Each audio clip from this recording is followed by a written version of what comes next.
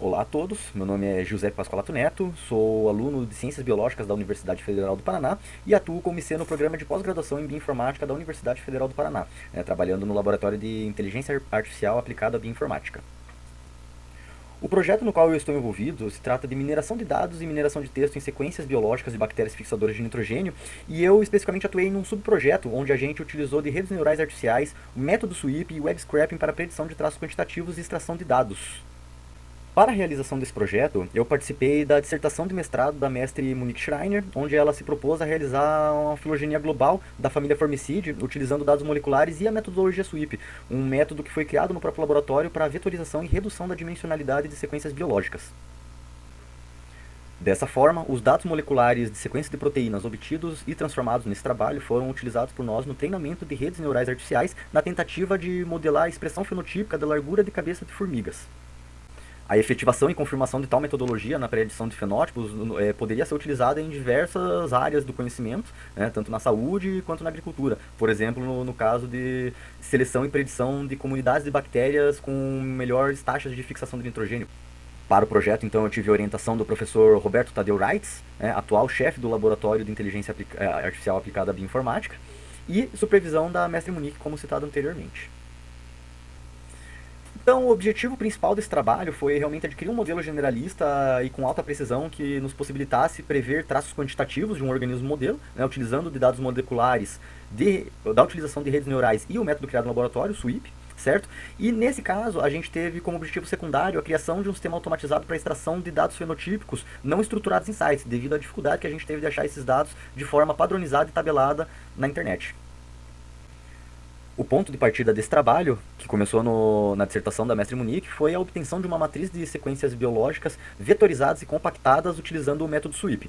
Nessa matriz, a gente condensou a informação da sequência de 6 proteínas identificadas a nível de espécie, totalizando 2.981 espécies de formigas representadas.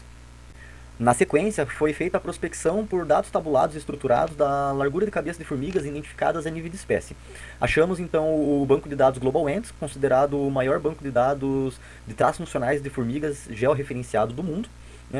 do qual pudemos obter a largura de cabeça de diversas espécies que estavam contidas na nossa matriz molecular. No entanto, como a quantidade de dados obtidos do GlobalAnts não foi satisfatória, e sabendo que o site AntiWiki possuía esses dados em grande quantidade, porém de forma não estruturada, optamos pela construção de um sistema automatizado para a extração dos dados de largura de cabeça de formiga identificados a nível de espécie e a organização desses, de forma com que a gente tivesse maior quantidade de dados para o treinamento da nossa rede. Dessa forma, então, criamos uma tabela contendo a junção dos dados extraídos tanto do GlobalAnt quanto do AntiWiki, e com isso a gente pôde treinar o nosso modelo de predição de fenótipo, onde a gente utilizou como dados de entrada das redes neurais a nossa matriz alvo molecular, gerada a partir do método SWIP, e os dados a serem previstos eram justamente a largura de cabeça dessas formigas contidas dentro da nossa matriz molecular.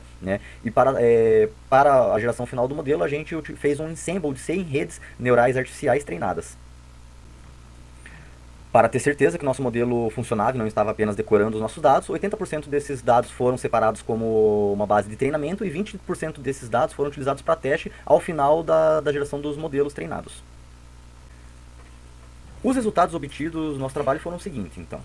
Das 2.981 espécies contidas na nossa matriz molecular, a gente conseguiu, com o nosso sistema automatizado, extrair 1.038 espécies com largura de cabeça devidamente identificada, Enquanto o maior banco de dados de formiga, a gente conseguiu obter apenas 294 espécies com largura de cabeça devidamente identificada.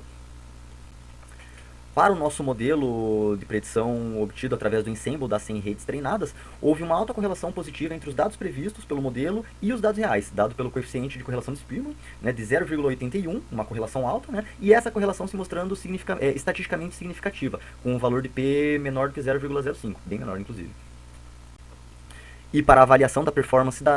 desse ensemble de redes, a gente utilizou a média dos erros quadráticos médios das 100 redes do ensemble, obtendo um valor de 0,037,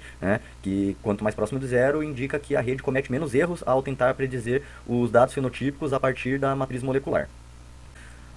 As conclusões que podemos chegar com esse trabalho é que o treinamento de modelos preditivos, utilizando a associação de redes neurais artificiais com o método SWIP, de vetorização de sequências biológicas, se mostra como uma abordagem de alto poder de de mineração e reconhecimento de padrões biológicos para ser utilizado na predição desses caracteres fenotípicos complexos, certo? Né? Outra conclusão que chegamos é que a nossa abordagem de um sistema automatizado para extração de dados não estruturados na internet é uma grande aliada na compilação desses dados quando temos dificuldade de achá-los devidamente estruturados, né? Então essa forma auxilia na geração de dados que podem ser disponibilizados para mineração, feita por técnicas de machine learning, né, e inteligência artificial. E, portanto, a junção dessas abordagens que realizamos nesse trabalho, elas podem ajudar na elaboração de novos métodos que auxiliem na identificação e seleção de bactérias fixadoras de nitrogênio com características fenotípicas mais desejadas em uma comunidade, além de outras finalidades que esse método pode ser utilizado. Temos nos slides finais as referências utilizadas para a elaboração desse trabalho, e eu agradeço a oportunidade, agradeço a CAPES, e meu professor orientador e minha supervisora no auxílio e na elaboração desse projeto. Muito obrigado.